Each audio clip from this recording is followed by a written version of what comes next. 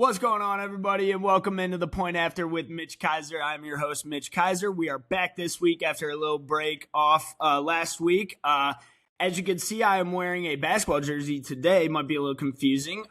Specifically, a Detroit Pistons Cade Cunningham jersey, my favorite player, my favorite team. Announcing today, the reason I'm wearing this, got a special announcement for you guys today. We are doing a rebrand of the podcast. I repeat.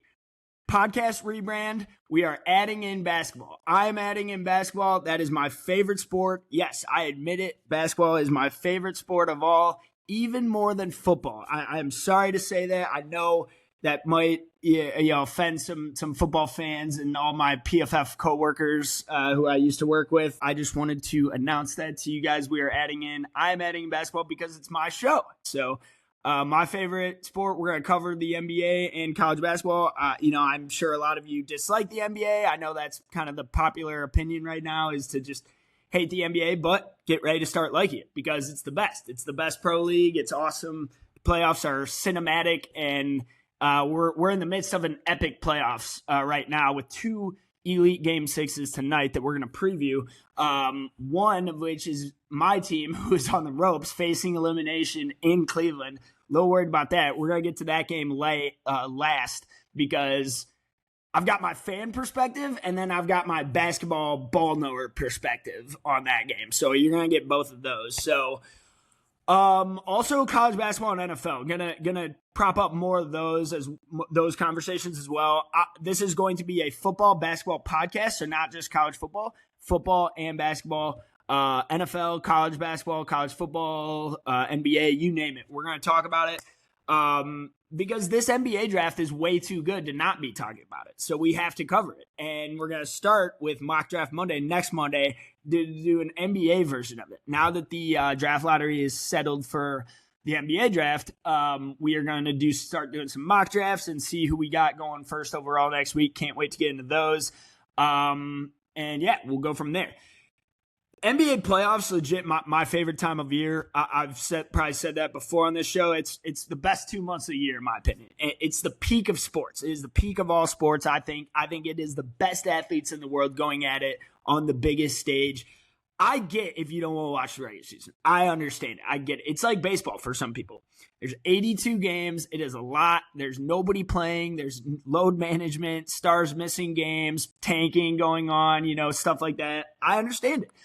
My team is coming off a really good regular season where they won 60 games. So I obviously enjoyed this regular season more than previous years, especially the past 5 Pistons seasons, but we'll get into that later. So yeah, so that's, I just wanted to announce it. Don't worry for all you football fans. We're still going to talk football. We're still going to have football prevalent on this show, probably do more football than basketball still, because I know most of my followers are still football fans, but as this show is so new, I figured now is the time to start the NBA talk because the playoffs are at the peak and front and center right now with football calendar kind of being a little quieter. So not as much going on in the football world. We had the schedule released last night. We also got Brendan Sorsby betting on balls and strikes at Reds games when he was in Cincinnati. So we're going to have a conversation on that. I will be bringing on a guest to talk about the Sorsby dilemma and figure out what's going on there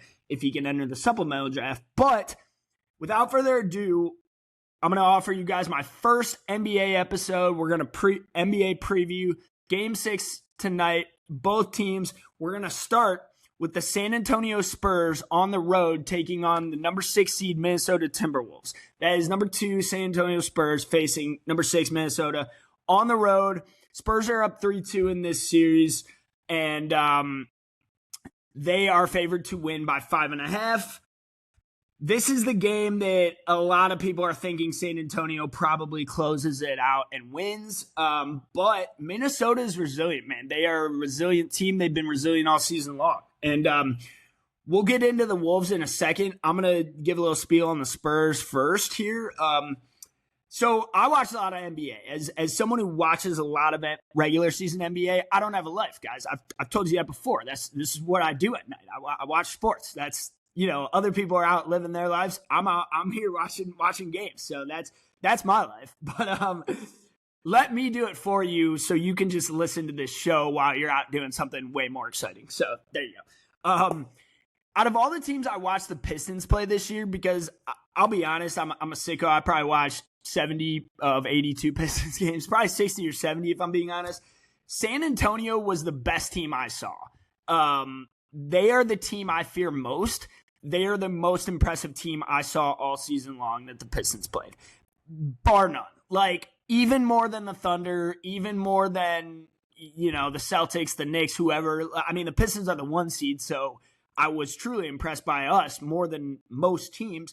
However, San Antonio is the only team I don't think we beat all season. We were 0-2 against them, and they kicked our ass both times. Like, double-digit losses, not even close. They were up like 16 the entire game. We were the Pistons, I say we as if I'm on the Pistons. The Pistons were fighting back the entire time, but they were down double digits. They were never games. Like, they walked into Detroit, kicked their ass. Couple weeks later, back in San Antonio, did it again. I think it was an NBC game too, so like in front of the whole world. And Cade had like 2 of his worst games of the season because Stephon Castle is such a clamps elite defender that he was just bodying Cade the whole time. I forget the stat of like the opposing player's field goal percentage when being guarded by Stephon Castle, but it is super low. I mean, that guy is an elite defender already in his second season. Going to make all defense for years to come. And that's coming on. That's a team who already has the defensive player of the year and probably the defensive player of the next decade in Victor Wembanyama. We all know about Wemby. I don't know how you score on them when he's in the paint. Like, when he is on the floor, I don't know how you score on the Spurs. When I watch the Spurs in the regular season, I know it's kind of a lame stat to say like shots altered, and we give Wemby credit for altering shots at the rim, and that's not really something you can quantify. It is true though. I have to admit, like, every time like a guy drives into the paint against Wemby, they literally do a different move and they throw it higher because they know he's there. They know his like 8-foot wingspan is there, and his arms are just gonna block it. Naz Reid the other night was driving to the paint, a layup he makes 9 out of 10 times, and he just clanked it off the backboard because he knew Wemby was trailing from behind. Guys do not miss those shots against other players. When Luke Cornett is on the court, who I believe is a minus 11 in this series versus Wemby, who's a plus 13 net rating for this series, that is almost the only time you can score on San Antonio in the paint is when Luke Cornett's in the game. And Luke Cornett's not even a bad player. He's a solid, good backup center. It's just that's how upper echelon Wembanyama is already. It's crazy. Like, I can't remember how many Pistons players drove to the paint and just threw up a prayer because they knew Wemby was lurking. Like, drives that Cade makes 9 out of 10 times, finishing at the rim, he would just be like, clanking it off the backboard or clanking off the rim because he knew Wemby was coming from behind. And then Wemby does get the ones that blocked. I forget, TJ Shannon on Minnesota said, I'm going to keep coming at Wemby. He's going to have to block every single one. Well, in game 1, he had 12 blocks. And game 4, he had 5. So, or game 3, I forget. But either way, yeah, Wemby is a presence in the paint, even if he's not blocking the shot. It's kind of like pressures. Here we'll get a little football analogy going. So there are some football fans who dislike PFF's stat of pressures and hurries and hits on the quarterback versus just all flat out sacks. Some people value pressures, some people don't. Some people value sacks more than that. Shots altered, low-key can fall into the pressures category. Like, I would love to see a stat of how many shots Wemby alters throughout a game and misses because he was just roaming there. I forget if it was Tim Legler on the call on one of the ESPN games, but he was saying how we're even talking about Wemby gets credit for altering shots even when he's off the court now. It's insane. He might be the first defensive player ever to alter shots when he's on the bench because they're so worried about him and you overthink that he might be on the court still lurking. Like, I just thought that was funny. I don't know if it's true or not, but it's like, Wemby's such a good defender. He can block your shot from the bench. That's how good he is. So just by getting in your head. But yeah, no. Again, I will reiterate, San Antonio was the most impressive team to me all season long. I don't know if they're going to beat the Oklahoma City Thunder. I don't know if they're going to win this series. We haven't gotten there yet. I'm not saying they're going to win the finals. I'm not saying they're going to beat the Thunder next round. I'm not saying they're going to win tonight. I just think that like, the young core they have is by far the best in the league. We're going to talk about the 3 guards in a second, but like Victor Wembanyama already, just having him is enough itself. And then you add Stephon Castle, and then you add Dylan Harper, and that's not to mention you still have De'Aaron Fox, who might be becoming the odd man out in this trio, and Devin Vassell too, who's also a guard/wing. I know they play him at the 3. He's kind of undersized for a true 3. That's kind of the next evolution for San Antonio's team going forward. I think they need to get a true wing in there, like a true 4. I like Julian Champagnie. The guy is a flamethrower, can light it up from 3, but I don't know if he's a full-time starter in this league on a championship team. I think you probably want Champagnie off the bench. I'd be curious if they could look to add a wing this offseason, but we'll see where they get to. I mean, they might win the finals this year and they don't even have to worry about adding anything. So Fox has not been good enough, though. I will say that. Fox is the one question mark I had on this team. Honestly, before the season, when they traded for him over a year ago, I was kind of a little confused because I thought the timelines didn't really match up. I think, I was higher on Dylan Harper than most, and I know the guy went 2nd overall, which is, in any other draft, it doesn't feature Cooper Flagg, he probably goes 1st, but is what it is. That guy is that good. I mean, Dylan Harper has James Harden type potential. I'm not kidding or being hyperbolic. Watch the dude play. Watch the lefty southpaw. Watch him. His physicality, his athleticism, and his shot is only going to get better. It's not as bad as I even thought it would be as a rookie, which impressed me. Dylan Harper is freaking awesome. This guy is already confident and elite as a rookie. Look at the confidence. Look at the swagger he plays with in the NBA playoffs as a rookie. This young team for San Antonio, the lack of playoff experience is not affecting them at all so far. That was one of the question marks coming in because throughout history of the NBA, everything we know about prior champions, they have to take their ups and downs through the playoffs. You take your blows through the playoffs. Most teams have to suffer a heartbreaking playoff loss in order to take that next step the following year and make it and win the championship, win the whole thing. And it takes many years to do that.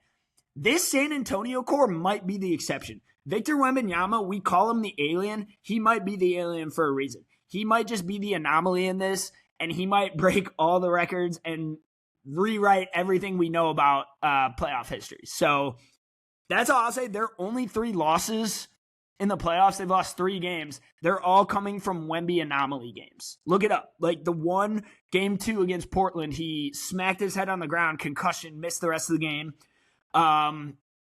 Game 1, 0 of 8 from 3. He's not going to do that. Can't remember a game where Wemby shot 0 of 8. And then game 4, where he gets suspended for the rest of the game from elbowing Naz Reid. Those are the only times they won the game. And it took a heroic 4th quarter from Anthony Edwards, who we're going to talk about in a second, who I love, who is my favorite non-Pistons player in the entire NBA, Anthony Edwards. So 16-point 4th quarter from Ant-Man to win game 4. And what was that? I think they only won by 5. 114-109 was the score of game 4 in Minnesota before absolutely getting blown out by 30 in game 5, where the Spurs just turned it up. Whenever they want to turn up their defense, they will just annihilate you and not even think twice about it. It is crazy. It's not like a Thunder avalanche like last year in the playoffs. The Thunder would go on these runs where they would just literally not even let you cross half court, it felt like, and just turn you over 5 straight times, score 5 straight buckets off those turnovers. Next thing you know, they're up 20 when it was just like a 6-point game. Insane. So that's what the Thunder do. The Spurs have an ability to do that in a way because Stephon Castle is such a good defender and they can just shut guys down. And Ant is not healthy. We're going to talk about that in a second. Anthony Edwards is not 100%. I'm going to get to the Wolves in a second, but here's my thing. last thing on the guard trio for the Spurs. When they traded for Fox, I was worried this might happen because I just think I think Fox is a great point guard. I think he's a tremendous player. He's 28 though. Dylan Harper, Vassell, and Castle are all under 25, and Wemby is only 22. So ideally, you want to match these guys up and have them be on the same timeline, entering their primes in the same timeline. I am just not sure what the ceiling is and why. I don't want to say I'm not sure why Fox is there at all because that's acting like Fox is a bad player who had a bad season. He's not a bad player. The guy was an all-star. The guy made the all-star team. The guy is the second best player, maybe not the second best player, one of the best players on the second best team in the West. The guy averaged 18, 3, and 6 on good efficiency, 48% score in the regular season. That's good. He has not been that efficient or been that same player in the playoffs, though. And this is a guy who's only had one career playoff series prior to coming to San Antonio. And that was on Sacramento a couple of seasons ago. What was that, 2022 against the Warriors? 2023 against the Warriors, where they lost in 7 games as the 3 seed, the Light the Beam team. So that's my thing with Fox. He has still been good enough. He's still averaging 18 and 5 in the playoffs, but he's only shooting 44%, 30% from 3. And it is clear to me that just Castle, Harper, and Harper have been more ready for the moment. They have risen up more to the occasion. The moment, like the lights have not been too bright for those young guards when it feels like it has been a little brighter for Fox. And it's like, which is the guy who's 28? Who is the one who's 28 who's the veteran here? Like, you would think that Castle and Harper are dealing with the struggles and the turnovers, but it's quite the contrary. It's been Fox who has kind of been the one struggling and just not being as efficient, not being as consistent. So that's my thing, and we'll see how it helps. And I just wonder what happens to Fox in the long term of this team. And even in this offseason, like depending what happens, they might win these next 2 games and cruise past OKC, and who knows. But if they were to come up short of reaching the finals or even winning this series, I have a feeling that Fox is going to be the fall guy and that they would look to move him and kind of bump up Harper into the starting 5, because Harper and Wemby is a dynamic duo for years to come. And that's not even acknowledging Castle, who is already like Drew Holiday as a 21-year-old. The guy is going to make all defensive second team. And the guy is just a dog, absolute winner. He showed it at UConn, and now he's showing it in San Antonio in only his second season after being available at 4. I mean, the Spurs are just winning each draft, man. They are just dominating the past few drafts. So with a little bit of luck, but, you know. All right, my 3 keys to victory for the Spurs tonight. So 3 keys to victory. First, don't change your half-court offense, and it honestly should be enough. Like I said before, the only 2 games the Wolves have won have been within 5 points. The first one was on missed buzzer beater by Julian Champagny in game 1, where they won by 2. A shot where if Champagny hit that, the series is probably already over in 5. And then game 4 was the Wemby was suspended, got ejected from that game for elbowing Naz Reid. So the Timberwolves were able to take advantage. Ant-Man had a huge fourth quarter, dominated, won them the game. So without those, like the Spurs might have swept the series. So again, I know that's easy to say. Don't change your half-court offensive process, but that should be enough for you to win this game. Second, like we just talked about, you need more consistency from De'Aaron Fox. Fox is a great player. Fox is a dog. Absolutely good leader, good veteran in this league, been around a long time. But the playoffs have kind of not been his he's just not been front and center in the playoffs. Even a couple years ago, only losing in the first round. And this time, this is only his 3rd playoff series of all time for a 28-year-old. And he kind of looks worse than the 22-year-olds on his team. So that's a concern to me. I think if you can get more consistency and efficiency out of Fox, that could solve all the problems for the Spurs and be what they need, because they just need a little more shooting out of the three trio. Just a little more shooting, because Harper, Castle, and Fox are all not knockdown, I would say. Like, none of them are knockdown three-point shooters, so you kind of just need one of those guys to hit their threes, and then you can probably win each game. So, and then last key to victory, Wemby just dominate. Like, Wemby just be Wemby. Like, I know that's not really a key, but like we said, the only games they've lost in this playoffs were anomaly games out of him. And he is probably going to finish third in the MVP. He is already better than I could have ever imagined he'd be in his third season. Averaged 25, 11, and 3 with 3.5 blocks. He's going to break the all-time NBA blocks record in probably a couple seasons, I would imagine. He's probably going to be Defensive Player of the Year for the next couple seasons, I would imagine. And he's probably going to win a couple finals in the next few seasons, plus MVPs. So, Wemby, just be Wemby out there. And I don't know if the Wolves can stop you. Gobert is about as good as it gets from a defensive standpoint, other than Victor Wembanyama, but I don't even know if he can stop you. So that's all I got on the Spurs. Let's move on to the Timberwolves, and then we're kind of going to just predict this game specifically.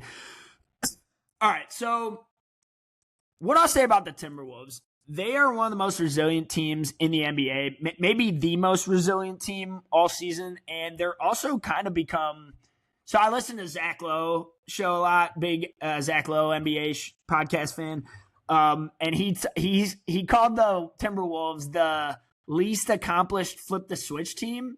And I kind of agree, because this is the third season now where they've kind of had a just average regular season before turning it up in the playoffs and getting to the conference finals. They have made the conference finals the last 2 seasons, fought hard, fought their ass off in both conference finals, but lost in 5. And they've kind of just hit their wall. That's kind of the point they've reached, and it's kind of the point of no return where – are we going to take that next step as a team, or are we just stuck in this conference finals purgatory?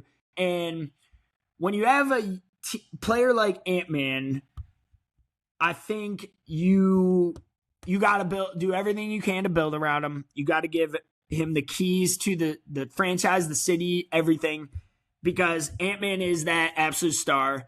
The problem is Anthony Edwards is not 100%, and it's clear and obvious. We can see it. He missed multiple games in the first series. The series I can't believe the the Wolves even won.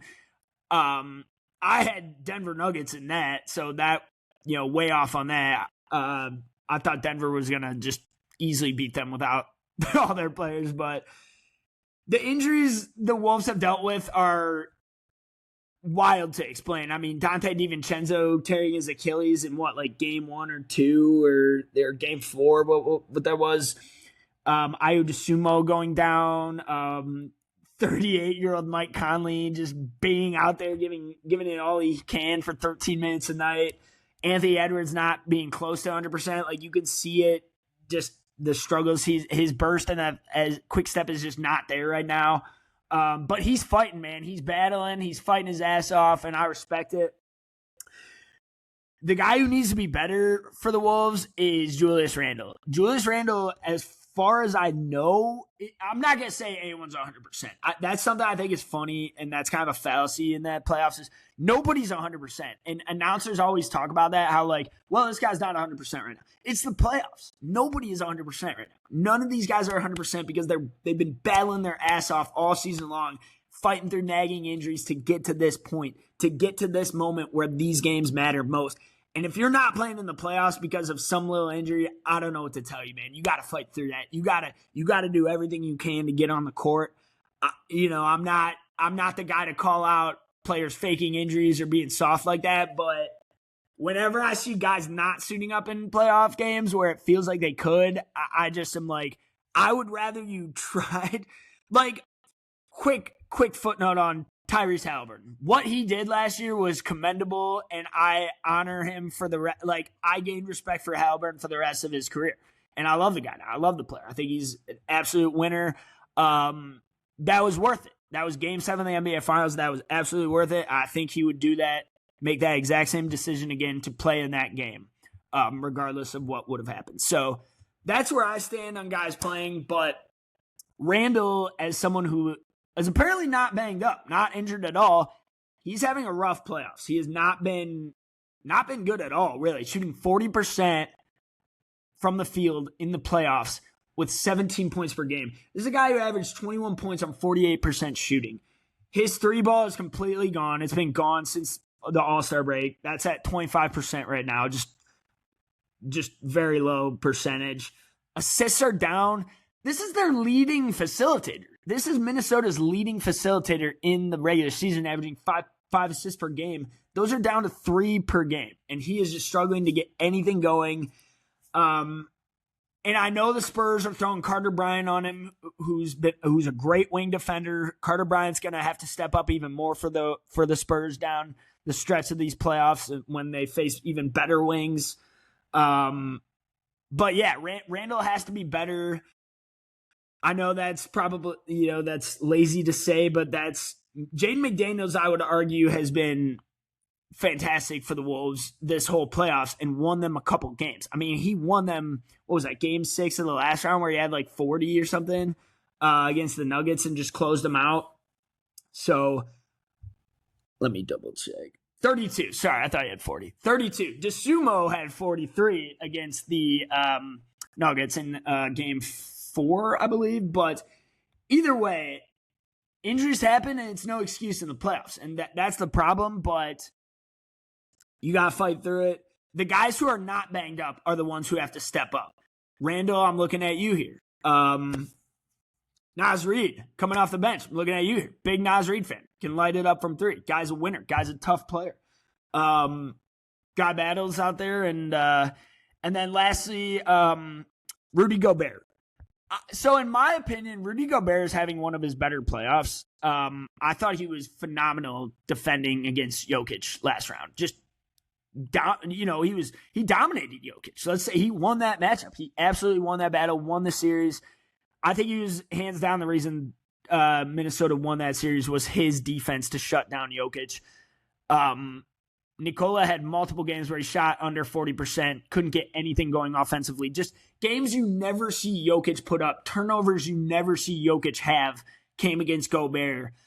So I think he's having one of his better playoffs as a defensive center on the Timberwolves. And especially coming off a couple years ago where it felt like he couldn't even be on the floor for them in the playoffs. So I think Gobert has actually been the reason why the Wolves have won a lot of their games, but he was not good in Game 5 and needs to bounce back for sure. And Victor Wembanyama is as tough of a matchup as it gets for a center in the league. I mean, there's no secret there. They're the French proteges, but 4 points and 5 rebounds in 23 minutes is not going to cut it. And that was Gobert's Game 5.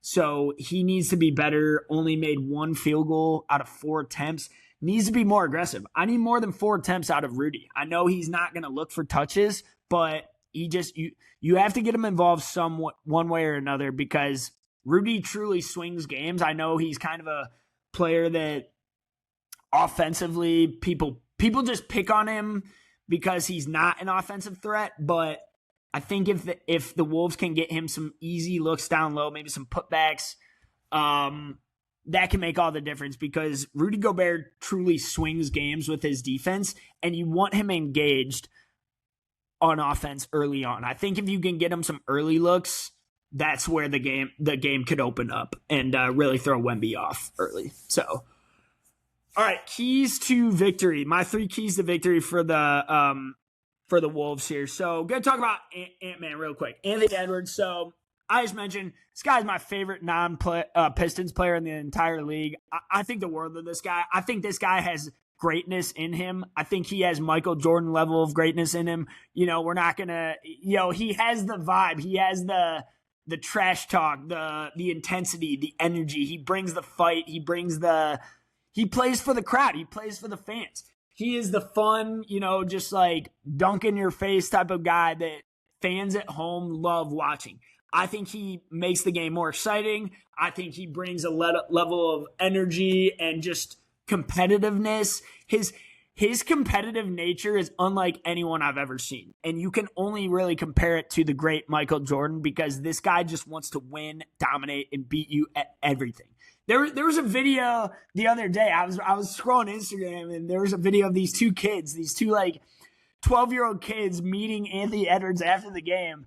And they were like shaking his hand, and he's like, y'all hoop, I'll bust your ass. And I thought it was so funny, because that is the Ant-Man. That is the attitude he has when going up against anybody, whether it's Victor Wembanyama or whether it's two kids just off the street. So I respect it. The guy is just so fun to watch. Watching him shoot the ball and just laser from three, like his improvement as a shooter since he came out of Georgia is just night and day. I mean, the guy always had it. You could see it at Georgia when Tom Crean recruited him. Tom Crean, GOAT coach in college basketball, by the way. Ant-Man, he's only getting better. His dedication to his craft is unlike anyone. His improvement year to year, if you go back and look at his seasons, he's gone from like 19 to like 21, 23, 25, 27, and now 29 points. His scoring has improved every year. His work ethic, second to none. His competitiveness, second to none. I love everything about this player, and he brings it on defense too. He brings it on both sides of the ball, which you cannot say for certain stars in the league. Some stars in the league only play offense, don't play defense. Ant does both. Ant guards the other team's best player, does not complain, does it not being 100%, battles his ass off night after night. You know what? Plays 40 minutes. Gosh, how many minutes did he play the other night? I got to check. I'm just amazed at what he's even able to accomplish not being 100% in this series. Because it would be remarkable if he was. Let's see. All right, yeah. So he is back to 40 minutes. So game 1 and 2, he only played 25 minutes in both. And now he's back to 40 minutes. So yeah, you're going to need Ant legacy game. That's a key to victory right there. Ant legacy game. I'm talking like the fourth quarter the other night where he had 16 points, 36 total. He was 13 for 22. 3 of 5 from deep. His three-pointer is lethal right now. He is absolutely dialed from deep. Keep that going, Ant. Get with the home crowd. Play for the crowd. That is my second key to the game. Let the crowd take you home. Literally, let the home crowd take you to the win, carry you to the win. Minnesota's crowd is one of the best in the NBA. Their arena is awesome. Like the crowd you see, their fans go all out for this team. They love Anthony Edwards. They love the Timberwolves. They love this roster specifically. They love head coach Chris Finch. Let the home crowd help you and carry you with momentum. That is a key to the game for sure. And then my last key to the game, key to victory for the Timberwolves is you have to take advantage of the non-Wemby minutes versus Luke Kornet. And we mentioned it earlier. Kornet is not even a liability. Kornet is not a bad center at all. Guy's a plus backup center in this league, even starts from time to time. The guy started multiple games for the Spurs when Wemby was out for injury and did fine, did an adequate job.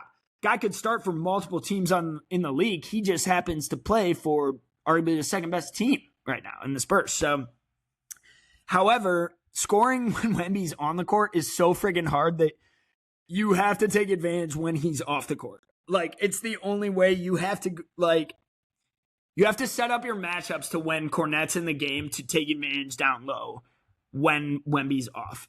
Whatever way Chris Finch dials it up, that's when you have to take advantage when Wemby's off the court. I would imagine he plays plus 35 minutes. The Wemby minutes thing is kind of the only sort of question mark, which we don't know the answer to yet. Like, how is his body at 7'5" going to react playing every other day 40 minutes in big playoff games? I think guards succeed with that more. Guards and wings like LeBron and Anthony Edwards, for that matter, Steph Curry, succeed more playing the 40 minutes per night in the playoffs because they don't get as tired. I mean, Wemby's 7'5", guy just gets tired. Guy's body just can't take it all the time. So I get it. So yeah, those are my keys to victory for the Timberwolves. I think they can absolutely win this game. They can absolutely fight back and win this series. I don't think this is over. This is over because, if you turn on ESPN, they're just going to say Spurs are going to dominate. I don't think it's that simple. I think the Wolves can absolutely stay in this game and get it back to San Antonio because they are resilient. They've been resilient all season long. And I actually do think the Wolves are going to win this game with the home crowd and force a Game 7. I don't think they would win Game 7 in San Antonio. I do think the Spurs, I do think that's where the Spurs ultimately get you. But no one thought the Wolves would win Game 7 last series against Denver when they were missing all their best players, and they won it. No one thinks the Wolves are winning tonight, and we keep doubting them, and here they are. I do think the Wolves win tonight. That's the later game, 9:30 on Prime Video. But I do think the Spurs will get back home and win Game 7. So there you go. That's all I got on that game. Now, getting into the next game. Now, real quick. All right. As you can see, I'm a Pistons fan here. So you guys are going to get two different perspectives out of me. You're going to get my fan rant. I'm going to rant on the team real quick from my fan perspective, and then you're going to get my analyst ball knower perspective on the games, because I do try to look at these games from a different lens without my fan glasses on. I'm very self-aware and admit when I'm emotionally picking games or emotionally reacting to games. And that was why I couldn't do this video yesterday, because I was so annoyed at how the Pistons played Game 5. And I was pretty upset after they lost Game 5 Wednesday night. So here we are. We're going to talk about that. Pistons, Cavs, a 1-4. Pistons are the 1 seed. Cavs are the 4 seed. Of course, they get matched up against each other. Cleveland, Detroit the rivalry has been my whole life, it feels like. And all my friends are Cleveland fans, and then I'm like one of the only Detroit fans. So here we are. Cleveland is up 3-2 after going down 2-0 in a series that I thought was kind of over when the Pistons were up 2-0. I'm not going to lie to you guys. I just thought we looked great in game 1 and 2 I thought we were in control. I didn't even think we played our best game. Cade didn't even play great in game 1 or 2, and we won by 10. We won by double digits in both games. So, to me, that was a sign. That was a great sign. And then, the road happened. And I knew we weren't going to win both in Cleveland, but I really thought you had to just steal one and close it out in game 5. And that was kind of how I thought it was going to go. I thought we were going to get a gentleman's sweep. But, I don't always get what I want. So I should have expected more from the Cavs, because I really do think they are a terrific team. I really do think highly of a lot of their players, and we're gonna get into the Cleveland Cavs next. I'm gonna go off on the Pistons really quick here, but I can't believe the Pistons lost Game 5. I still can't believe they lost that game. How are you up 9 with 2.5 minutes to go and you lose? I don't know. I don't know how to explain that. Being up 9 with 2.5 to play and you blow that game, that's unacceptable. That's unfathomable in my opinion. I'm not blaming the refs. I don't care about the refs. I see Pistons fans on Twitter and everyone on Twitter blaming the refs. I think that's loser talk. I think you should just not blow a 9-point lead and you win the game, and don't put the refs in that position to make that call, because I don't want to see a playoff game end that way on free throws, which Asar would probably miss anyway because he shoots 50% from the free throw line and can't shoot at all. So, no one wants to see a game end that way. Plus, you got a chance in overtime and you blew it. So handle your business in overtime and don't blame the refs. So that's my 2 cents on that. The free throw disparity is annoying, but it's expected. I mean, what do you expect? It's Donovan Mitchell and James Harden. So they're going to get fouls. They're going to get foul calls. The Pistons are not. The Pistons do not get respect from the refs. Even their star player, Cade, doesn't even get respect from the refs.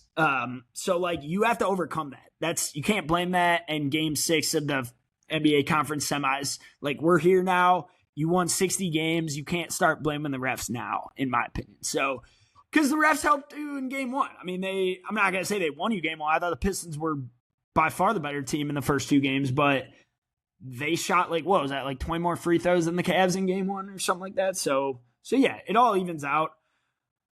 I would be lying if I said I think the refs were entirely fair in game five, but that's not the reason the Pistons lost. When you are up with that much, you controlled that game. You had a 15-point lead. You had a 15-point lead in the second quarter. I don't want to hear it. I don't want to hear about the refs. The Cavs weren't even shooting well. The Cavs didn't even have like that great of an offensive game, and you kind of just like choked it away at the end there. So I'm not blaming Cade either. You're not going to see me blame Cade. I'm wearing his jersey. He's one of the best players in the NBA. I think he's like a top 5 player now. And I think the world of Cade. I love Cade. I'm not going to blame him. He's the only guy out there. He is doing everything. I'm not blaming the player who dropped 40 and is the only reason you're winning. You're here to begin with. Like, the only reason you're up 9 with 2 minutes play is because Cade dropped 39. And was dominating the Cavs. They could not stop him. They cannot guard him. They don't have the best matchup for him other than Max Strus, who we're going to talk about next segment. But yeah, the lack of secondary creator and the lack of secondary shooter is clear and obvious now. And it was kind of something we worried about as Pistons fans all season long. I am just grateful they got past Orlando because I could not fathom a first round exit, out to an 8 seed. That would have been pretty rough. But it took all but one playoff game for all the narratives to be proven right about like lack of shooting, lack of depth, lack of backcourt guard with Dennis Jenkins kind of struggling, just kind of being up and down these playoffs. My worry for Jenkins tonight is he plays great at home because he has the home crowd and he definitely plays for the fans and like loves that dog mentality. That's kind of his thing. He struggles on the road, man. Jenkins does not play well on the road. He has not been able to get it going once on the road yet, and we're going to need him. They need him tonight if they're going to win this game, I think, because I think Jenkins is a guy who kind of struggles based on the crowd, and I think that's easy to say as a young player. And, it's only his second season. He was out of the G League, wasn't even drafted. So you get it. It is a lights too bright moment. The Jared Allen meme, which is now happening to Jalen Duren. The lights were way too bright in the playoffs. Like, that meme is literally happening for some of the Pistons players because they are just not ready for this moment. They're not built for this moment. The away crowd, the hostile crowd, I think is affecting Jenkins, and that's going to be something he has to get past. That's going to be a mental block he has to get over. And same with the other players too. Like, someone has to step up on the team. We're going to talk about Jalen Duren in a second, who has been non-existent. I can't find him this series, but that's why we're not blaming Cade, because no one else around him has been doing anything. The guy's been as efficient as it gets. The guy is, it feels like every time he shoots a mid-range, it's going in. Like, I am shocked when he misses a mid-range almost. Like, we've gotten to that point. And his three-pointers are falling too. That is why it's so frustrating that you're losing these games, because you are getting A-plus games out of Cade and you still lost. I don't think you're going to get a better performance than Game 5 Cade the other night, 39 points, and you lost. He was 6 of 10 from 3. You cannot waste 40-point Cade games and 24-point Karis LeVert games either. You cannot waste LeVert legacy games. So, because you're not going to get that again. You're not going to recreate that from Karis LeVert. So that's why someone else is going to have to step up tonight, whether Duncan Robinson, who comes back, if he plays at all even, he might even help you not being on the court because they just target him on defense every play. So I don't even know if his shooting helps because his gravity helps. He draws defenders away from the paint and spaces the floor for sure. I'm all about the gravity. Talk about the gravity a lot in basketball. Why it's so important having gravity out there and shooters to just open up the floor for Cade to operate. However, if Duncan is giving up those points on defense and just getting targeted and as a cone, it's not really doing the effect you want, and it's probably a net negative in the end. So that's something JB's gonna have to deal with.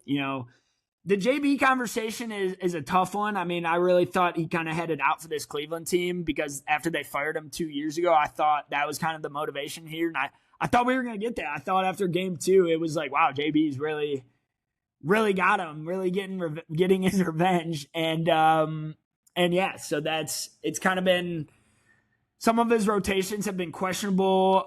He's benching guys who don't deserve it and continuing to play other guys who do. And so a little confusing.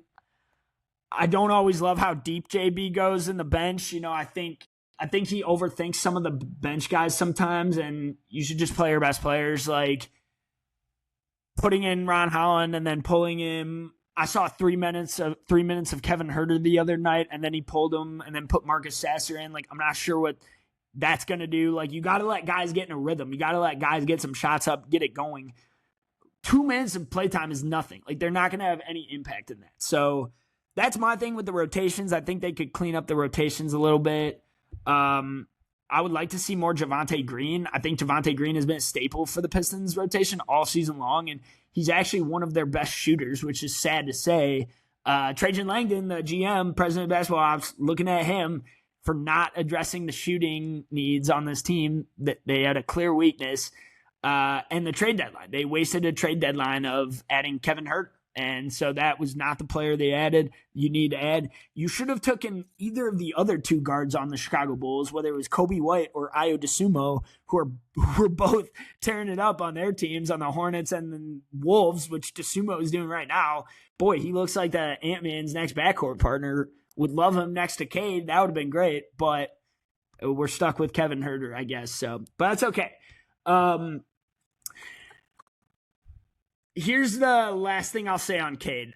This is a take I've had for a couple of years now since we drafted him. So I think the world of Cade. I think he's fantastic. I think he's going to be an MVP caliber player for the next decade in this league. I think he's going to win championships. However, I think the best version of Cade, I think to unlock the best version of Cade is for him to ultimately play the three. The small forward role, which is kind of what he did at Oklahoma State because he was just bigger than everyone else. Guy's 6'8". Cade is 6'8". They list him at 6'6". He's taller than that. He's bigger than that. Every player on the court says it too. They're always like, you don't realize how big you are, how big he is till you're guarding him in the game. Till he backs you down and bodies you up. I mean, Dean Wade is 6'9", and Cade is just backing him down to the post every time. So, yeah. I think you need to use Cade's size accordingly. He can play the three like LeBron did in the Heat in his first stint in the. I mean, LeBron has always played the wing three role. I think that is how you unlock the best version of Cade, with a true point guard alongside him to take the pressure off, take ball handling responsibilities and duties off of Cade's plate, because the turnovers are just the biggest killer for this team right now. A Pistons podcaster I listen to, Locked On Pistons, Koo Cahill. Shout out Koo, great podcaster. Love your show. He used the example of if the Pistons came down the court and chucked up a half-court shot and it went off the backboard, it would be a more efficient offense than the turnovers they run every single other possession, it feels like. Literally just to missing shots is better offense than turning the ball over, because you can't get back on defense and set your defense, your half-court defense. You have to you give up transition looks. That is how you lose games. That's how you lose basketball. So that is my opinion on how you unlock the best version of Cade. I would rather, now Cade averaged 24, 5, and 10. 10 assists is fantastic. That is elite stuff. I love to see it on only 3.5 turnovers. Great stuff. We'd love to see the turnovers keep coming down for Cade. I want to see the points go up, because I think the best version of Cade is more of a scorer with a little less assister. Like, I think Cade can be a 30-point scorer in this league on 6 rebounds and maybe 7 or 8 assists. And if you get a true point guard next to him, it was supposed to be Jaden Ivey. We're not going to talk about that. But if you get a true point guard next to him, I would have loved Dennis Schroeder back. That's another guy busting our ass on the Cavs right now. Good quality veteran backup point guard. Gritty guy, tough defender, winner. Yeah, that is what I think the best version of Cade is, and how you unlock the best offense, where it can be a SAR playing the 2, still guarding the other team's best player, ex-point guard, whatever efficient true point guard, ideally one who can shoot. I know those don't all grow on trees, but work with me here. Tobias can be the 4. He can stick around. I love Tobias. I think you're getting more out of him than you could have ever asked for, averaging 20 a game in these playoffs. Last few games are probably what you're going to get the rest of the way now. Appreciate Tobias. Those 8 straight 20-point games, playoff games, was elite. We needed every single one of them to beat Orlando. So, love you, Tobias. Would prefer you a little lower on the totem pole for the Pistons to ultimately win a championship. And I think every basketball fan would agree with that as well. And then Durant. And then that brings us to the next conversation, which is a tough conversation we have to have. The Jalen Durant dilemma has just been wild this playoffs. The Jalen Durant playoff experience has been wild, to say the least. I'm speechless. Like, I don't even have any words. I don't even know what to say on him anymore. The guy was an all-star in the regular season who averaged 20 and 10. I repeat, 20 and 10. Like, one of the most efficient scorers around the rim I've ever seen. He shot like 69% from the field. Just elite finisher at the rim. Feel like he dunks everything. Our offense all season long was the Cade pick and roll, just dominating team night after night. That was our bread and butter. Cade pick and roll, just with Durant just alley-ooping it to the rim, and with JD just rolling to the rim and just dunking on dudes night after night. It felt like no center could stop him. Like, there were nights where he literally looked like Wilt Chamberlain out there. And I was a little skeptical because going back to a couple seasons ago, I've always kind of worried about Durant's long-term potential and what ultimately is his ceiling. I didn't think he had that level of 20 and 10 in him. I kind of thought Durant was heading towards more of an Andre Drummond type of arc, an Andre Drummond type of career where he's kind of just a rim runner, like a 10 and 10 kind of guy. And he's past the Drummond mark for sure. Like, he is better than Drummond. I'm not giving Durant the same level of rebounding that Drummond is. Quick note, Andre Drummond's the best rebounder I've ever seen at his peak. When he was at his peak starting for the Pistons, guy averaged like 17 rebounds a game. Just insane. Absolutely bananas, out of this world rebounder. That's Andre Drummond. But anyway, back to Durant. But yeah, Durant's not even that as a rebounder or defender. So, like, he's not providing good defense. He's not rebounding right now. His numbers have dropped from 10 to 8. From 20 and 10 to 10 points and 8 rebounds. I repeat, 10 points and 8 rebounds. Let me double check the on-off splits, because the on-off splits have been horrendous the past few games for Durant. So overall in the playoffs, his net rating is a minus 7.7, according to Data Baller. So the plus minus has been rough. He was a team low minus 16 the other night in only 25 minutes after finishing with 9 points and 5 boards. The last game 1 and 2, Durant was good. I thought Durant was great in game 1 and 2. I don't care about the scoring with Durant. Let me be clear. I do not care what he scores. Any points you get out of your center, to me, is a bonus. I am a not pay centers a large chunk of money type of guy, kind of like running backs. I relate center position to running backs in football. And we've talked about that, how I don't value the running back position as much in football because I think they kind of grow on trees and can cycle in new ones and keep legs fresh. Don't pay guys a lot of money. I saw a graphic the other day that Jeremiah Love has the most guaranteed money of all running backs in the league right now. And he's a rookie. I think that's awful team building. I'm sorry, Arizona. Like, I don't understand that type of team building. So that brings us to Durant's upcoming contract extension, which is looming. And this has now become just a crazy story that we didn't think we'd even have to worry about, because the guy bet on himself last year, turned down the extension the Pistons gave him, bet on it himself, earned it, 20 and 10 all-star season throughout the regular season, and now is just selling in the playoffs, just folding every single game. Since game 2, the last 3 games, he has a total of 11 rebounds in 3 games. 11 rebounds in 3 games. That's less than 4 per. Come on, JD. Like, JD, I don't even care about the points. We're not even asking for the points. Just box out, man. Just play good defense. Be the force we all believe you are. Be the presence, the physical dominating presence we all believe you are and want you to be, because we want you here for the long haul. I want you and Cade to be the dynamic duo for the next decade, but I don't know how the team can pay you a max $200 million extension after this type of playoff performance. Like, it's looking like DeAndre Ayton out there. It's just not been good. He has been borderline unplayable, and JB showed it the other night by benching him for Paul Reed, which brings us to the next guy. Next topic, B-Ball Paul. Paul Reed has been exceptional, putting up legitimately better numbers than Duren has in like half the amount of time. So I think JB has to keep going to Paul Reed earlier on in the game. I am not advocating for benching Jalen Duren, because I think you need Duren to win this series. I think you need Duren to ultimately win this game, win this series, and get to the finals. The best version of this Pistons team has Jalen Duren dominating the paint, grabbing 11 or 12 rebounds per game, playing good defense. That is the best version of this Pistons team, I firmly believe, with his partner in the pick and roll, Cade, that won 60 games. That won you 60 games for a reason.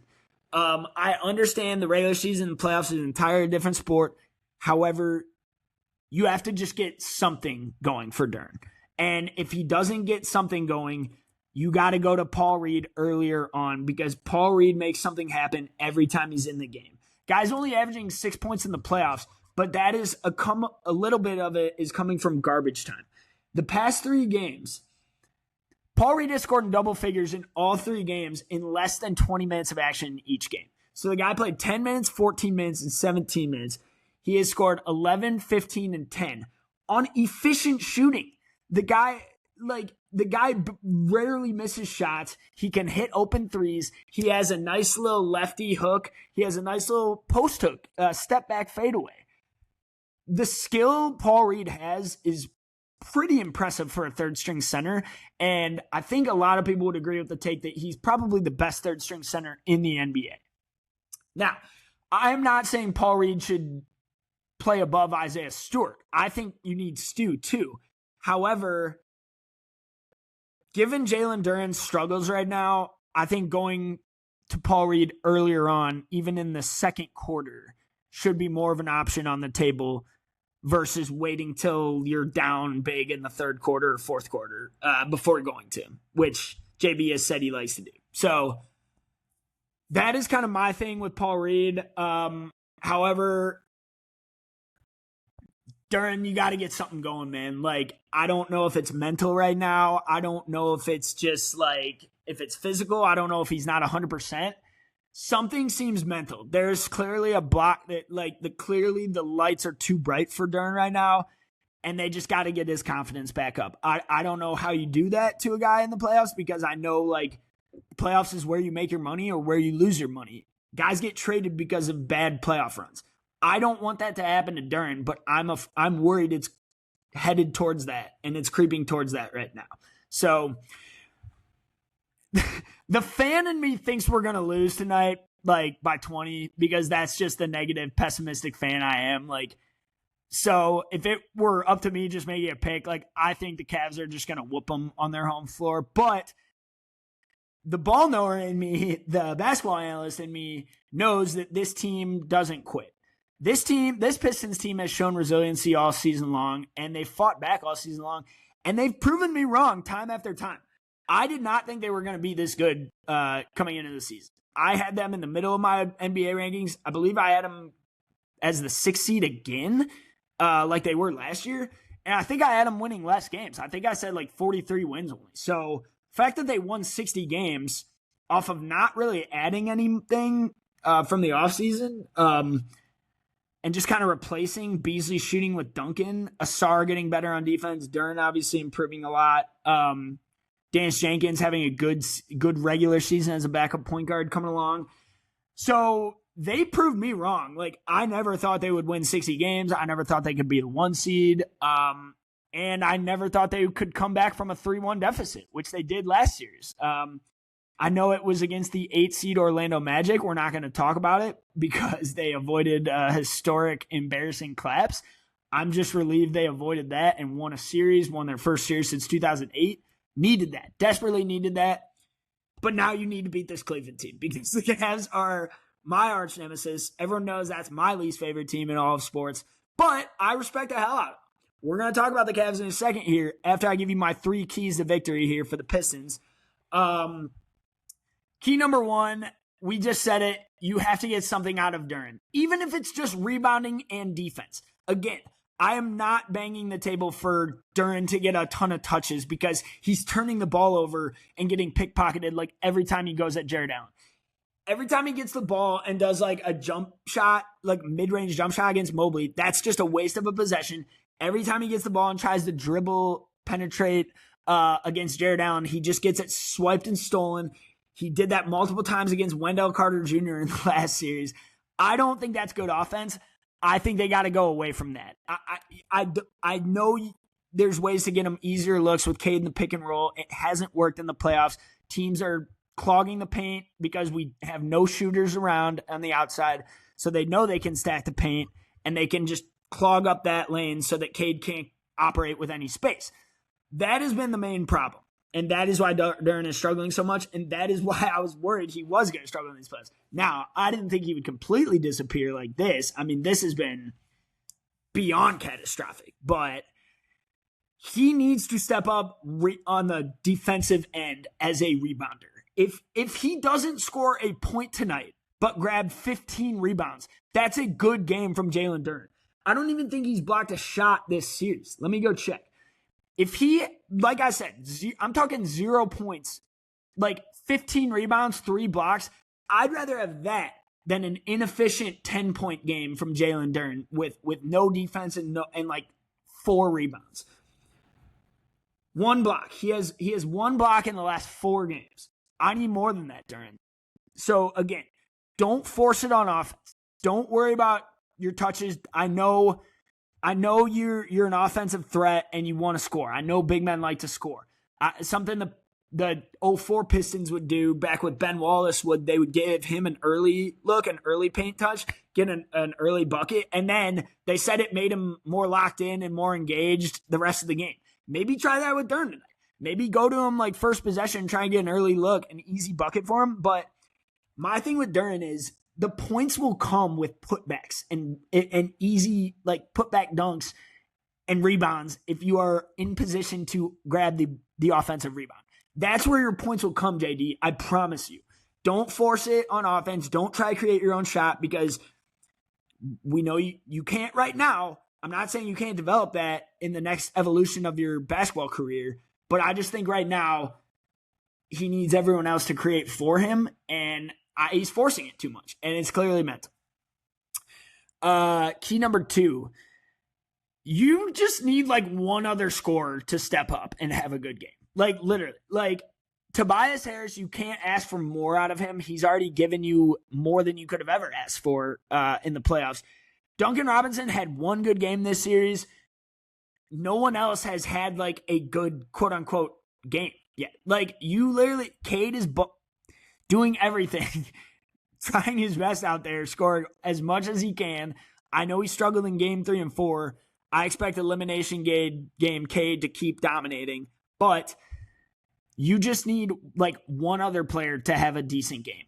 And if one other player can show up who you don't expect to and score double figures, like 15 plus, that could win you a game on the road in a tough crowd environment. So, and then last key to victory for the Pistons. This is kind of 2 keys, but I bundled them into one because it's just kind of the most annoying thing about the Pistons team the entire season. They have to stop fouling and turning the ball over so much. I repeat, stop fouling and turning the ball over so much. It is so frustrating to watch. It is so exhausting. Like, I know young teams turn the ball over, and I know Cade is sometimes lackadaisical and nonchalant with the ball in his hands. And it's the most frustrating turnovers ever to watch. Like, they drive me mad because it's like Cade will just be dribbling up the court and just like throw one, and the other guy just steals it right there. Or like the Max Strus one the other night. How are you not more careful and protective with the ball right under the other team's basket with Max Strus, who we're going to talk about in a second, winning player, just pickpocketing you? Like, some of the James Harden turnovers are ridiculous and absurd and nonchalant. Cade's are even worse. Game 3 literally lost it because of Cade's 3 turnovers. That's the only time I'm going to blame Cade this series, because Game 3 was one I thought you could have won and stolen, and I thought this series would be over by now if you did that. And now I'm looking back at those 3 turnovers in the last 3 minutes as like maybe the turning point of this entire series, because if you won Game 3 and you go up 3-0, you are 100% winning the series. No team has ever come back from 3-0, and now you're on the ropes going to Cleveland Game 6 down 3-2, facing elimination. So that was the only part of the series that really upset me the most, was not closing out Game 3, because you were down 1 point with 2 minutes to go, and then Cade turned the ball over 3 straight times. Like 3 of the most just bad turnovers you'll watch. Like one, just Strus literally just grabbed it from him on an inbound play out of bounds. One, Cade, pick and roll, and then Duran rolled to the rim, and he literally just threw it right to Jared Allen, who he was never getting the ball above Allen. And then the third one, like, Cade is just going downhill, out of control, and just tosses the ball to the right, like 4 feet out of the way from Tobias's hands. So that went straight out of bounds, when I thought that possession mattered the most, and like you actually could have won the game there with like one more bucket. So stop fouling. The turnovers are more frustrating than the fouls, but they were the team who fouled most in the regular season all season long. So like I can't say I'm surprised. Like it's not a shocking stat where the team just averaged the most fouls in the NBA. They're a physical team. They're a physical group, physical bunch. So, but I think they are getting out physicaled and out toughed right now by the Cleveland Cavs, which I could not say I predicted or would have saw coming into this series. So let's get into the Cavs now. All right, last segment is we're going to talk about the Cavs and kind of what they can do to close out the series tonight, which I hope they don't. Of course, me being a Pistons fan, it's going to break my heart when we lose to Cleveland again, just like LeBron dominated us for a decade. So can't say I'm surprised, but all right, let's talk Cleveland. So the Cavs are my arch nemesis in all of sports, but I respect the hell out of them. And I always respect my enemies in sports, because I think that's what you have to do. And I think it's like a keep your friends close, keep your enemies closer sort of thing. So I'm that sicko who probably watches more Cavs and like watches their listens to some podcasts or reads their tweets, because I'm the guy who wants them to lose. So like that's the guy, like the true sports fan wants their rival to lose more than they want their favorite team to win. Like you can make a case of that from me. Now, naturally, it's going to be the opposite, and the team I hate most is going to dominate the team I like tonight, and I'm sure the Cavs are just going to destroy us on the road. But anyway, let's break it down from my non-fan, non-pessimistic perspective here, because the Cavs are not a perfect team. The Cavs are not a perfect team, and they have their struggles. They have their worries, they have their reasons for doubt, and they have their issues, just like every team does. They were down 9 with 2 minutes to play. Like, we can't ignore that fact, guys. Like, I know they won the game and they dominated us in overtime, which I saw coming after we blew it, but because I think talent wins out in overtime. But that they were still down.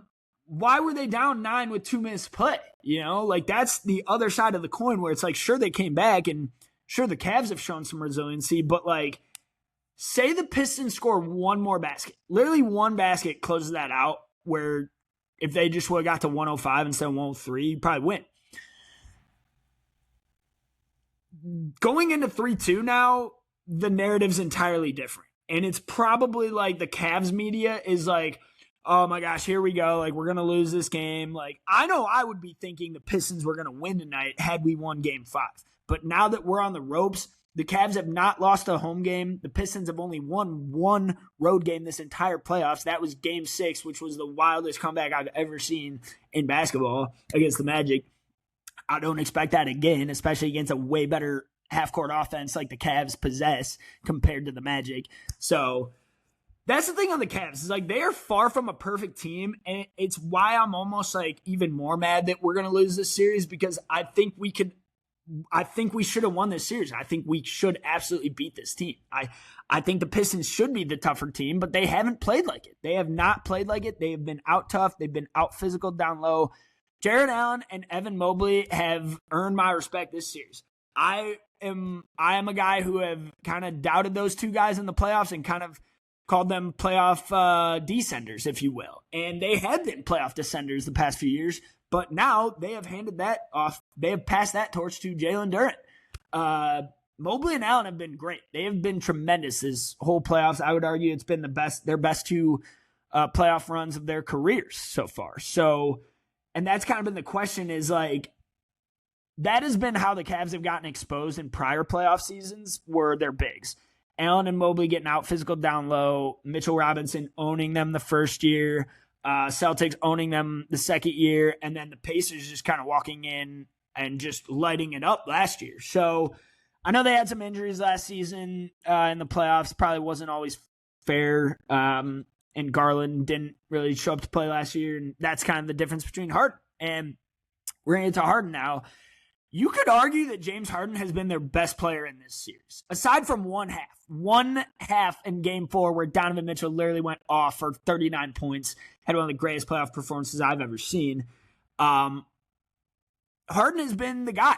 Outside of Game 1 and 2, he has kind of played a perfect series almost. And Game 3, I think it took him a second to really get going, but like, I thought he was super methodical and super efficient and really chose his spots wisely. I thought he really picked his spots wisely in that game and chose when to attack and was smart about it. I thought he played a really smart game because he knew after Game 2, like, obviously the chatter was all out there and the playoff Harden curse was happening and the Cavs fans were all worried about it. So I think he's responded well, and I think he's been the best player in the series for the Cavs, dropping 30 points the other night. I know he missed a couple free throws at the end, but I still think the Cavs were always winning that game in overtime. So, but yeah, no, the question for Harden is the Game 6s and Game 7s. So we know the story of his playoff career and kind of the struggles he's had in the playoffs in making deep postseason runs, and the Game 6s and Game 7s are where the issues have been on display. Last season's Game 7 against the Nuggets, I don't know what I watched from him. He was like 2 of 8 shooting with like 7 points, like 8 attempts in a Game 7. I could not even believe it, like what I was watching. Like, I remember that game, he wasn't even looking at the rim. And we go back to the Game 7 in Philly against Boston a couple years ago where Tatum dropped 50 points and Harden was just nowhere to be found in that whole game. So, like, that was Game 6 and 7. He struggled when they could have closed the Celtics out. So, yeah, it's night and day for Harden. It just kind of depends which one you're going to get. I thought people were a little media is always going to be hard on a player in the playoffs. That's when, like we said, you make or lose your money in the playoffs. And as a guy who's had playoff collapses and known as a playoff choker, like, I think he's been pretty damn good in these playoffs, if I must say. 25-6 on 42% shooting, 35 from 3. I just feel like his dribble step back is just lethal against the Pistons. I feel like he's never going to miss. And quick note on Harden, that floater he drops, I feel like that isn't like the most efficient shot in basketball. I feel like he literally hits 90% of those. Like, anytime he drives in, which I have a pretty decent floater too, but I'm like, I love the floater shot. I don't know why more basketball players don't go to that shot. It is low-key unguardable. Like, when Harden blows by his defender, usually it's Duncan Robinson or Tobias Harris in this instance. When Harden does the classic blow-by and just, like, flips up the lefty floater, I feel like it never misses. Like, it literally drops in every single time, like 90%, I feel like. So that's an annoying shot, but I feel like he could just keep doing it because Cade and Asar are obviously the only defenders we have to really throw on him. Everyone else, he kind of just blows by and can't stay in front of him. So, I'm hoping for the classic Game 6 and Game 7s that Harden has provided in previous playoff years. So that's what I'm hoping for as a Pistons fan. Cavs fan, I'm sure they're hoping for Game 3, 4, and 5 of James Harden. And if he stays like that, they're winning. If he plays like he did in Game 3 through 5, the Cavs are absolutely winning this game. Probably winning it by double digits, and they're moving on to the next round. So, want to talk Donovan Mitchell real quick. So I know he had a phenomenal Game 4 in the comeback effort in Game 4, 39 in the second half, 43 total. Something to me has just looked off with Donnie's game this playoffs, and I am not trying to challenge this guy to start hitting his threes. I hope he doesn't start hitting his threes. Again, as the Pistons fan, I hope he misses every three he takes tonight. And so that's me, but I'm worried he's going to start hitting his threes is what I'm trying to say. That's the point I'm trying to make is his threes are about to start dropping, and that's when I think it's over for the Pistons. Like, the other night, he was, 1 of 8, and he just hit the big one in overtime. Like, of course, he hits the timely one where it actually matters in overtime and wins them the game. But, and then he had that next basket, but the layup off of Strus's steal. But that's my fear is that once Donnie's threes actually start hitting, he's only shooting threes at 32% this playoff run, which is, extremely low for him. So once those start hitting, I think it's over. 31% on 9 attempts from 3. So the 3 ball's not there for Donnie. Just like Harden's floater, though, his floater game doesn't miss. When he can get into the paint and attack, they have no answer for him. They have no stopping for him. He gets too close to the rim. He is too shifty, too quick of a guard, too much of a quick first step. Cade cannot stay in front of him, that's for sure. The only hope is Zassar to shut him down. But I just want to say I think Donovan Mitchell is a phenomenal basketball player. I think he's an absolute gamer. He's a dog. He's a winner. And the fact that he's about to make his he's never made the conference finals, but he's about to do it against my team. That definitely annoys me. But in terms of being a Donovan Mitchell fan, I respect his career. And if they do beat the Pistons tonight or in Game 7, it's a good accomplishment for Donnie, and I'm proud of the career he's had, and I think he's an absolute tremendous basketball player. It still remains to be seen whether he can be the number 1 option on a championship team. We'll find out. But so far, he has not gotten past the conference finals. Just play the Pistons, and maybe that's all you need. Pistons could be the first team he could beat to finally get to the conference finals. So, just if his threes start falling tonight early, I think it's going to get late quick on Detroit. I really do. I think if the Cavs jump out to a quick early lead and Donnie's 3 ball is there, I think it's game over. So that's my fear as a Pistons fan. I'm kind of always the fear monger. I always expect the worst. Again, I will be stunned if Detroit wins this game tonight. Stunned. Absolutely stunned. Because I just think it's over. I think they're tired. I think they're cooked. And I think the Cavs are too talented. I think they have too much offensive firepower. Especially out of these next 2 guys. Max Strus and Sam Merrill. I just want to mention these guys real quick. They are just 2 of the best bench guys you could ever have in the NBA. Just 2 winning players, man. Max Strus' work ethic and just his dedication on defense is unlike anyone. The guy is just an absolute winner, just a hard worker, hard player. Guy puts his body on the line, takes the other team's best player, does not give any sort of room, doesn't let up. Feisty on defense, feisty rebounder, elite shooter, sharpshooter. Of course, he goes 6 of 8 from 3 the other night. Why wouldn't he? I really sort of bet on Max Strus' player props this series because coming into the series, I literally said Max Strus is going to murder the Pistons. He's just going to light them up because we don't have a single bench guy who's as good as Max Strus. So that's the thing. We don't have a single bench guy who's as good as Sam Merrill either, who I don't think I've ever seen him miss a 3-pointer. I don't know if I've ever seen this guy miss a shot. Every shot he puts up just goes in. It's like a 90% 3-point shooter, it feels like. I read a stat. I wanted to give you guys a stat on Sam Merrill, which This to me feels like insane.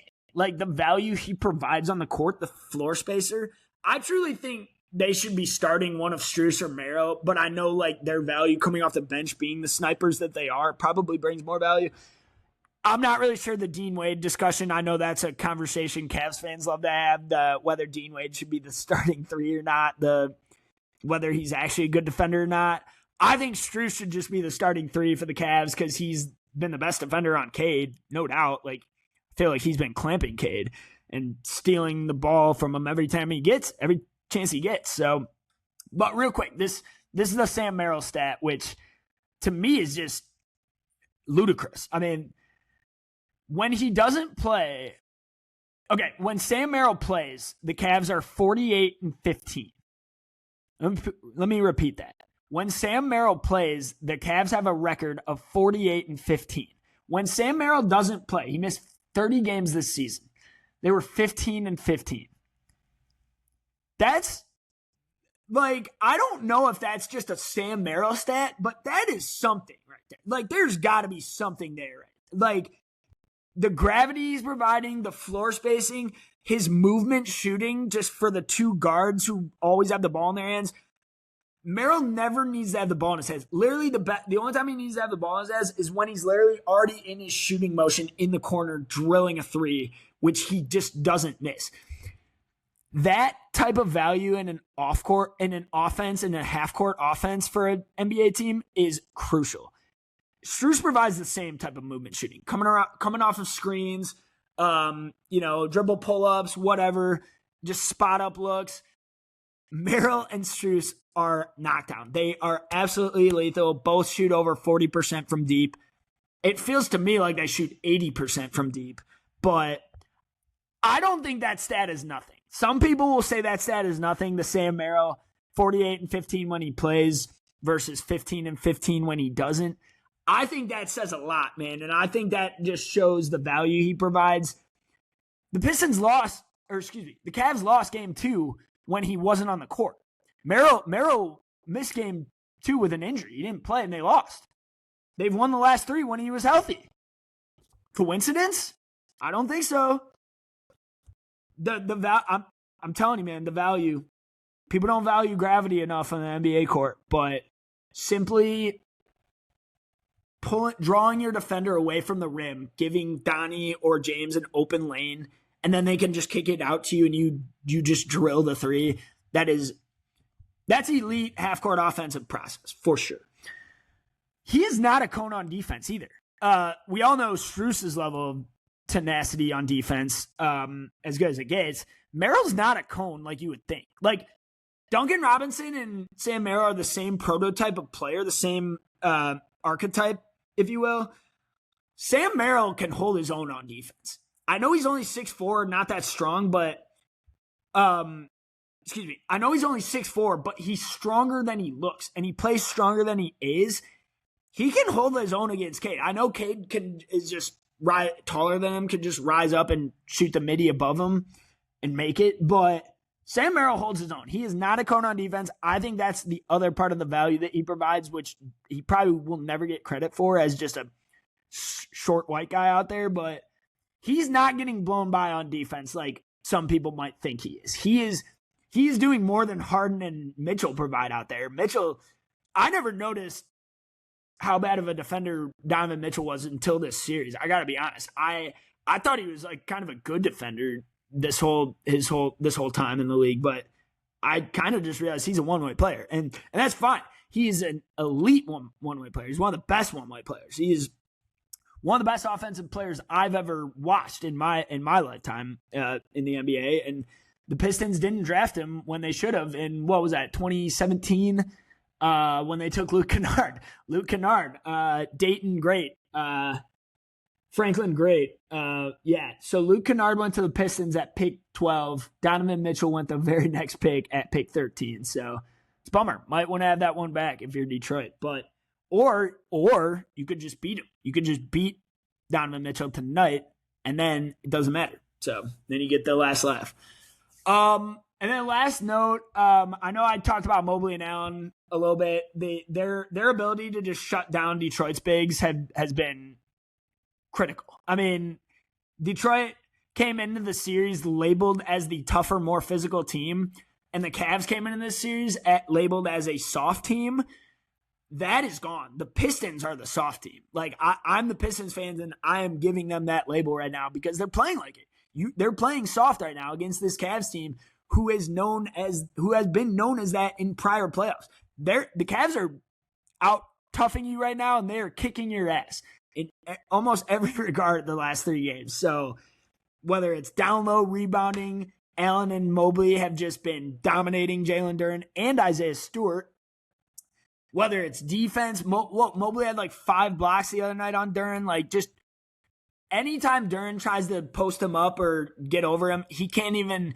Mobley's long arms just block a shot, and he just dominates him. So that's the last note I want to say with Mobley and Allen. Again, just really impressed with them. I've gained a lot of respect for them. Of course, Evan Mobley's hitting his threes against the Pistons. Why wouldn't he be? I mean, a 29% three-point shooter who's now hitting 37% of his threes in the playoffs. I mean, of course that would happen against Detroit. Why wouldn't it? So go figure. So yeah, maybe don't give him the 3. Maybe don't let Mobley get comfortable from 3, and then that could help the Pistons too. But all right, my last 3 keys to victory for the Cavs tonight, who I think are going to win this game. I do think the Cavs are going to close the Pistons out this game, sadly, unfortunately. But here are the keys for the Cavs to victory. They literally just need an average shooting game. Like, the Pistons cannot outshoot the Cavs from the field and win, and hope that that's their chance to win the game. Like, that's a recipe for failure for the Pistons. The recipe for success for the Cavs is just having average shooting game, and it should take care of itself. When the Cavs shoot their normal percentages, they do way more attempts than the Pistons at a way higher clip, way higher percentage. That is all they need, because the Pistons do not have the spot-up shooters. They do not have the personnel that the Cavs to go to outshoot them and keep up with them. So like we just talked about, you got Harden, Mitchell, Strus, Merrill, Tyson, and even Dean Wade, and now Evan Mobley, who's become a 40% three-point shooter this series. The Cavs are all lighting it up from 3. So if they can just get like an average shooting game, like I'm talking like a 36, 37% game on, maybe hitting like 15 of them, that could be enough points. And I don't know if the Pistons can keep up with that, especially if Duncan Robinson doesn't play, who's questionable. Next key for the Cavs. So this was another key for the Pistons. It's a little less of a problem for the Cavs, but it was an issue in game 1 and 2. Limit the turnovers. Cavs just got to limit the turnovers, and they should win this game. They have better offensive process. They have better half-court offense than the Pistons do. They have better personnel, more talented players, and a better bench. So they should win this game if they just win the possession battle and limit the turnovers. Some of the turnovers Harden had in game 1 and 2 were gross. I mean, just falling over, just dribbling off his foot, dribbling out of bounds, throwing it right out of bounds. So if the Cavs can just not force some of those silly turnovers, James Harden and Donovan Mitchell specifically, even Dennis Schroeder, we haven't even gotten into Schroeder, who I love. I missed Schroeder on the Pistons last year. I would have loved to re-sign him. Could probably use him next to Cade right now, but oh well. Schroeder has like 1 turnover a game where it's just like watching it, like you scratch your head, like what was he thinking there? So some of those, I think if the Cavs just limit those and win the possession battle and literally don't give the Pistons extra possessions, the same can be said for the Pistons, but Pistons turn it over and foul at a way higher clip than Cleveland does. So that's why it's even less of a problem for the Cavs, where if they could just do like if Cleveland just do like 11 or 12 turnovers in this game, they should be fine, and they should get more shots than Detroit does, because they've been out-rebounding them, and they've been winning the paint the entire series. So, and last key to victory here, Cavs just got to stay undefeated at home. Get the home crowd involved, go up early, take an early lead, and they should be fine. I think the Pistons will be scrambling, playing from behind the whole game, which they haven't done as much this series, which kind of annoys me that the Pistons have held a lead for a lot of this series, and especially in Game 5. But, when the lights are the brightest in the fourth quarter, when the moments matter the most, that is when the best team wins out and the best players win out. And Cleveland has not lost at home yet. That is a fact. They are, 6-0 at home? Yeah, 6-0 at home. Detroit is, I believe, 1-5 on the road in the playoffs, so not a recipe for success there. The Cleveland fans are different, and I live by a lot of them, and I know a lot of them. I considered going up to tonight. I live in Cincinnati, a little far drive, but I don't want to be there to watch the Pistons get eliminated. That would just break my heart being in the crowd for that, and I'd probably get booed from Cavs fans, which is understandable. So. No, I don't want to be there to see the Pistons get eliminated, which I think is going to happen tonight. I don't have a score prediction, but I think the Cavs win this game because I just don't see them losing at home. I think they're too good at home, and I think Pistons played with their food and blew game 3 and 5, and now you're going to blow the series. And now they probably got to attack the offseason and get a second star next to Cade because the guy's alone out there. And Cavs will likely move on to face the Knicks, which should be a good series. So I think the Timberwolves win tonight and force one Game 7 because we're going to get one Game 7. Adam Silver have to get us a Game 7. I would love 2 Game 7s. Would love the Pistons to get to Game 7. But I think the Timberwolves win tonight. I think the Cavs win tonight and close the Pistons out and move on to the Eastern Conference Finals. And Donnie will finally make his first conference finals, and Harden will finally shut the door on some playoff narrative. So there you go. That's all I got for you guys today. Hope you enjoyed my basketball takes here, my basketball perspective, previewing NBA Game 6s. Again, thanks for tuning in to The Point After with Mitch Kaiser, a football basketball podcast now. Again, we're going to keep the football talk coming. We'll probably talk different sports in multiple episodes as well. So, got a Mock Draft Monday NBA draft version coming for you guys next Monday. Excited for that. And it's going to be a lot of fun. Going to get into the NBA draft. The NBA draft is sick. The prospects are so good. This class is unbelievable. So, I can't wait to preview it and break it all down with you guys. I'm looking forward to it. Can't wait to watch both Game 6s tonight on Amazon Prime. Pistons start at 7 p.m. Cleveland is -4.5. So, again, spread Cleveland favored on DraftKings by -4.5. And 7 p.m. Prime Video. Let's go Pistons. Hope we bring it home. Hope we upset them on the road and get it back to a Game 7. Would love that, but we'll see how it goes. Again, thanks for tuning in to my first basketball episode. Going to do more of these going forward. Make sure you guys like, comment, and subscribe to The Point After with Mitch Kaiser. And have a great Friday and a great rest of your weekend.